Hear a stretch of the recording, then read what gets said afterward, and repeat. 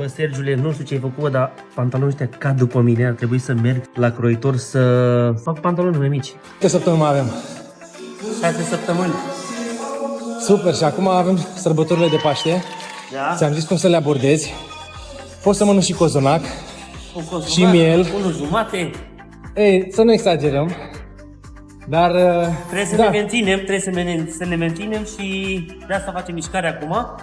Să mănânc gustos așa cum ai zis, să mă bucur, să nu mă înfrânez în totalitate. Și asta și îmi dă poftă de viață, că mereu îmi zici, bă, cum ești cu mâncarea, acum dacă ți se pare greu. Și da, nu mi se Uite, pare am o greu idee pentru să că filmezi. mănânc gustos.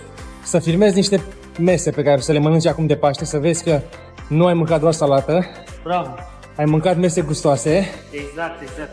că e vorba, da, să te bucuri de viața socială și de evenimente și de mâncare, în același timp, un echilibru, să fii sănătos Așa e. și să nu-ți distrugi progresul. Exact, exact. Hai, că mai avem 6 săptămâni, bagă tare! Aia e.